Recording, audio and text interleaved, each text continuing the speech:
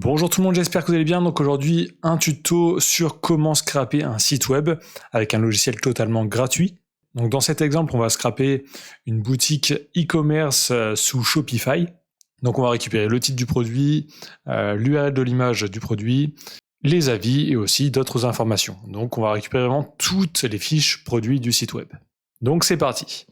Donc déjà, moi, pour ce tuto, je vais utiliser Browser Automation Studio, donc c'est un logiciel gratuit qui tourne sur Windows seulement, donc si vous êtes sur Mac, désolé, ce tuto ne vous conviendra pas. Donc vous pouvez télécharger ce logiciel sur bablosoft.com, donc il y a une version gratuite et une payante. La version payante, il n'y a quasiment rien en plus, c'est vraiment juste pour une utilisation très avancée, donc prenez la version gratuite. Donc une fois installé, vous aurez cette interface. Donc on va voir un peu comment scraper un site web. Donc là, ça va vraiment fonctionner avec ce site e-commerce, mais le but, c'est de vous faire un peu comprendre la logique, comment ça fonctionne, pour que vous puissiez l'adapter à n'importe quel site web. Donc moi, le site web que je vais vouloir scraper, c'est celui-ci, donc une boutique Shopify avec des trucs pour chats. Donc je vais vouloir récupérer le titre ici, le prix actuel, les avis et aussi l'image. Et récupérer tout ça dans un point CSV pour que je puisse ensuite les traiter et en faire autre chose. Donc ce que j'ai commencé à faire, c'est prendre ici l'URL d'une page produit. Donc là, je copie l'URL. Ici, dans Browser Automation Studio, je fais Record. Alors ça, on le mettra par la suite. Donc là, on arrive vraiment sur l'interface de l'éditeur. Donc ici à gauche, ça va être toutes nos actions qu'on pourra jouer pour lancer notre script. Ici, c'est toute la partie mise en œuvre. Donc là, on aura le navigateur qui va s'afficher ici. Et ici, vraiment toutes les actions que l'on peut faire. Donc première chose par exemple qu'on va faire, c'est ici aller dans Browser. Alors le logiciel est en anglais seulement, mais c'est pas très compliqué. Donc là, load, donc pour charger. Ici on met l'URL de notre page et on fait OK. Donc là c'est en train de charger, ça charge la page web que l'on a choisie. Donc là on a aussi la pop-up qui s'affiche, donc si on veut la supprimer manuellement, on peut cliquer ici sur les trois traits. On fait Direct Control ou alors F2. On clique ensuite sur la croix et on se remet dans contrôle indirect. C'est juste plus simple pour nous créer le script. Donc, première chose qu'on va vouloir faire, c'est récupérer ici le titre. Donc nous, on va récupérer juste pour l'instant toutes les informations pour une seule page web, mais ensuite on va faire une boucle qui va venir récupérer toutes les pages web du site et scraper tous ces contenus sur vraiment toutes les fiches. Donc là, on fait d'abord le travail sur juste cette partie-là, et ensuite, on passe à la suite. Donc là, je vais cliquer ici, par exemple, sur le titre. On peut voir, il y a un rectangle rouge qui s'affiche et qui sélectionne mon titre. Donc là, normalement, je suis sur le bon élément. Donc je fais un clic gauche. Et là, je vais taper Get élément texte. Donc là, je vais cliquer sur Get élément texte. Ici, je vais lui donner un nom. Donc, titre. Donc en fait, ça va enregistrer ce nom de produit dans une variable titre. Et ici, je peux choisir mon sélecteur s'il ne me convient pas. Donc moi, là, je vais prendre le deuxième, mais le premier irait sûrement aussi. Et je fais OK. Donc là, je peux cliquer sur le petit insecte en bas à droite, et je peux voir que dans le titre, il m'a bien récupéré directement le titre du produit qui est ici. Ensuite, on va faire la même chose pour le prix. Donc là, on va mettre notre souris sur le prix. On clique dessus. Ici, on cherche aussi Get élément texte pour récupérer un élément texte. Ici, on a plusieurs choix de sélecteurs. Alors moi, je vais prendre le plus simple en dessous, donc normalement les deux fonctionnent aussi, mais au cas où. Et ici, je vais mettre une variable prix. Si je fais OK, je peux aller voir mon prix à 75 $, donc c'est bon. Ensuite, je veux récupérer aussi les avis. Donc je clique ici sur No Review. Je fais Get élément texte encore. Je mets avis. OK, je peux aller vérifier. Donc là, elle m'a bien récupéré No Review, et quand il y aura des avis, ça mettra 5, 10 avis ou plus. Et là, un peu plus complexe, entre guillemets, ça va être de récupérer l'image. Donc là, je clique sur l'image, je peux voir, elle est bien encadrée en rouge. Je fais encore Get, mais là, pas Get élément texte, je vais faire Get élément attribute. Je choisis encore le sélecteur. Alors moi, je vais prendre ici le dernier parce qu'il me paraît un peu plus simple. Parce que là, quand il y a des gros noms comme ça, quelquefois il peut changer suivant les fiches produits. Donc je préfère mettre ici celui-là. Alors ça va être avec l'expérience. Il faudrait tester par vous-même aussi quelquefois. Ici, je vais l'enregistrer dans Images. Et il faut lui dire quoi récupérer. Donc je vais venir ici sur Google Chrome. Je fais clic droit ici, Inspecter. Je déplie un peu. Et je vais essayer de trouver ici l'URL de mon image pour voir dans quoi elle est stockée vraiment. Donc là, on peut voir, elle est stockée dans data-photoswipe-src. Donc je vais faire ici modifier et je vais copier ça. Donc ce truc un peu en rose. Et je vais le coller ici dans attributs. Et je fais OK. Donc là, il ne me l'a pas trouvé, c'est parce que je ne suis pas apparemment sur le bon sélecteur. En tout cas, pas celui où il y a l'image. Je vais enlever ici juste la fin. Je vais réessayer.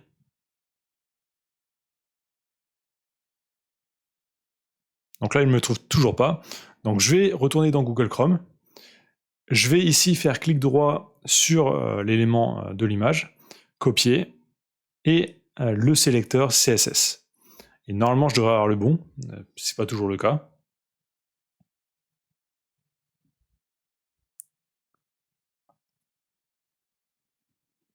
Donc là, je fais OK. Et là, il me trouve bien l'URL, donc c'est bon. Donc voilà, là, j'ai mis toutes les variables que je voulais vraiment récupérer. Bon, je ne suis pas sûr à 100% que sur toutes les fiches produits, ces sélecteurs seront identiques. Donc pour ça, il faudra que je teste. Et si c'est pas bon, que je change le sélecteur. C'est la partie un peu galère quelquefois en scrapping, c'est de trouver le bon sélecteur. Ensuite, qu'est-ce qu'on va faire? On va vouloir récupérer toutes ces informations dans un point CSV.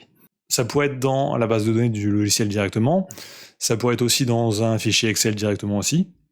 Pas de problème, le logiciel peut le faire. Mais moi là en CSV c'est encore plus rapide et j'aurai accès directement à mes informations bien formatées comme je le souhaite. Donc pour faire ça, alors il y a plusieurs solutions, mais moi je vais en utiliser une. Donc en fait je vais déclarer une nouvelle variable. Donc là je fais cette variable. Je vais la nommer CSV line pour ligne CSV et je vais mettre toutes mes valeurs ici au format CSV. Donc ici je vais mettre par exemple titre, je vais mettre des guillemets à côté juste pour bien les séparer au cas où il y ait des erreurs. S'il y a d'autres guillemets dans le titre, ça pourrait poser des problèmes. Et je vais faire pareil avec toutes les informations que je veux. Donc là, le prix. Ensuite, alors je pourrais faire encore plus simple avec la base de données. Hein. C'est juste là, moi, je le veux en CSV pour l'exemple. Donc je le fais comme ça.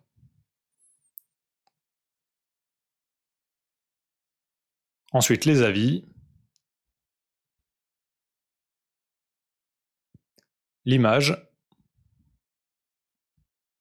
Et c'est bon pour le moment. Ensuite, on ajoutera aussi l'URL du produit.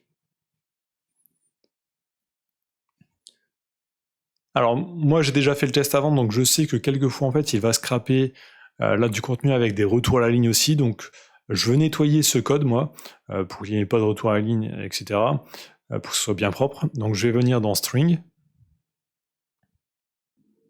Clean, pour nettoyer. Ici, je mets ma variable, donc là, CSV line, et je le re-sauvegarde dans CSV line. Donc, comme ça me nettoie vraiment tout ça.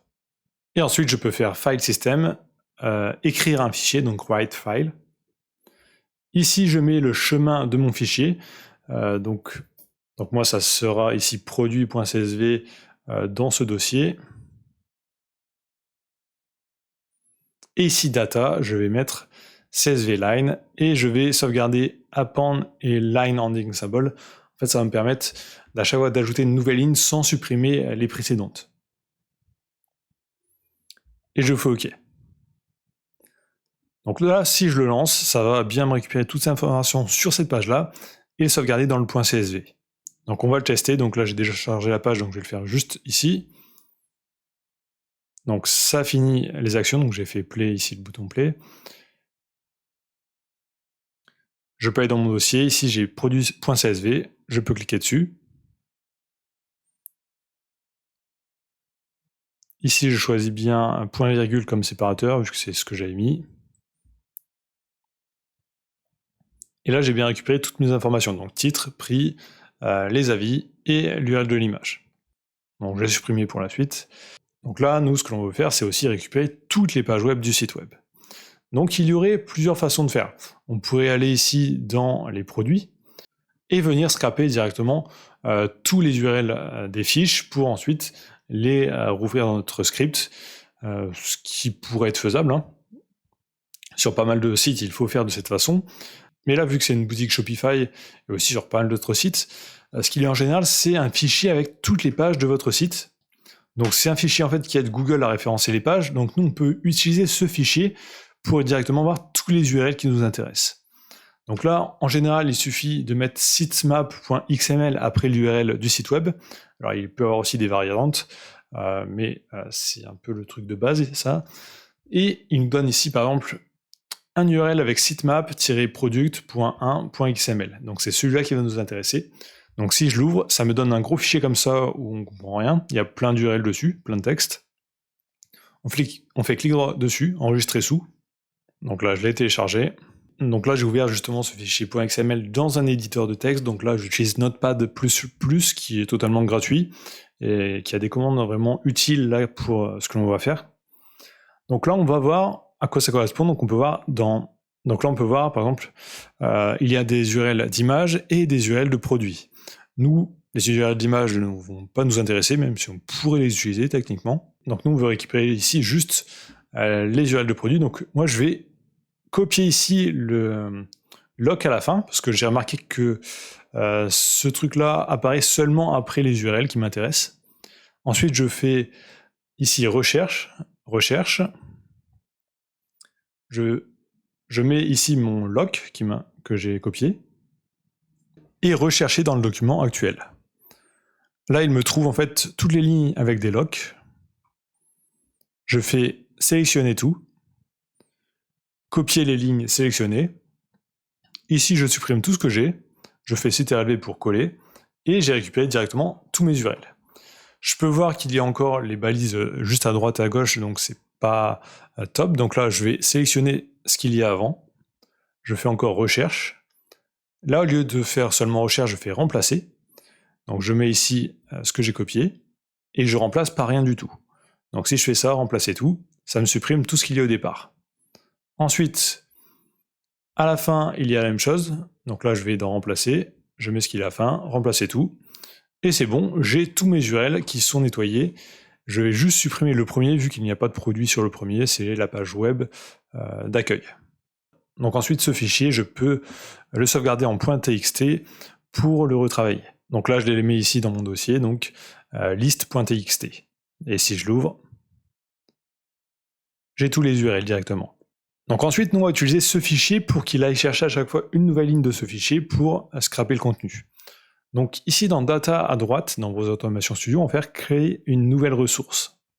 Ici, je vais mettre list txt, donc vous lui donnez juste un nom, comme vous le souhaitez. Vous faites line from file, ici. On voit c'est marqué .txt en petit ici. On fait suivant. Seulement en lire, oui. Utilisez ligne une fois à chaque fois seulement. Et on fait finir. Ensuite, on peut ici cliquer sur le bouton bleu qui clignote. C'est pour relancer.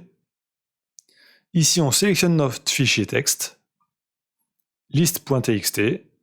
On fait ouvrir. OK. Et ça va nous relancer l'éditeur en chargeant le fichier texte. Alors oui, ça peut vous paraître assez compliqué là au départ, parce qu'il y a pas mal d'options, mais le but c'est vraiment de vous faire juste une démo pour l'instant, et ensuite vous pourrez vous entraîner et découvrir par vous-même les options si vous le souhaitez. Mais au moins vous saurez déjà faire ça. Donc là, je veux changer mon URL pour qu'il change à chaque fois. Donc je peux le faire de différentes manières, mais moi je vais d'abord ici aller en premier, donc je sélectionne la ligne où il n'y a rien, je fais script logique, et je fais set variable. Donc ça sert à déclarer une nouvelle variable. Donc dans new variable, donc là le nom je vais mettre URL.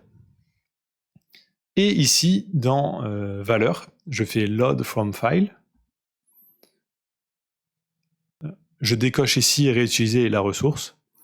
Et je fais list et je clique sur list txt. Et je fais OK. Donc là ce que ça va faire en fait, ça va me prendre à chaque lancement la première ligne du fichier et la mettre dans la variable URL. Ensuite, je viens dans Load, je supprime mon URL qui est là, et ici, je mets ma variable, donc URL, et je fais OK. Et ce que je vais faire aussi, c'est ici, dans cette variable pour le CSV, c'est que je vais ajouter aussi directement mon URL.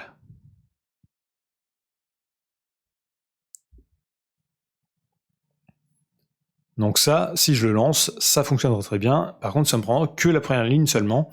Donc pour que ça fonctionne sur vraiment toutes les lignes de votre fichier texte, vous allez ici dans One Time, Repeat, vous cliquez dessus, vous faites OK, vous faites sauvegarder, vous fermez avec le bouton rouge, ou vous pouvez aussi le lancer de cette manière-là, mais là on veut vraiment le faire à grande échelle, donc on fait en rouge. On fait le bouton Run, OK, et là ça va venir ouvrir tous les URL un par un, scraper le contenu et sauvegarder dans le .csv à chaque fois. Et là on peut voir justement le navigateur pour voir s'il y a des choses qui ne vont pas, ou on a le log aussi ici qui affiche les erreurs. Donc là, si je clique ici, je peux voir, ça m'a chargé cette page-là, c'est en train de scraper. Là j'ai un message qui me dit que c'est OK, donc il a fini avec cette page-là, et il passe à la suivante. Alors là on peut voir c'est quand même assez lent, parce qu'à chaque fois il recharge toute la page web, donc il y a des solutions alternatives qui auraient pu être faites. Hein. On aurait pu aussi scraper directement avec des requêtes HTTP, ça aurait été beaucoup plus rapide. Ou aussi, là, sur Shopify, il y a un API qui est ouvert.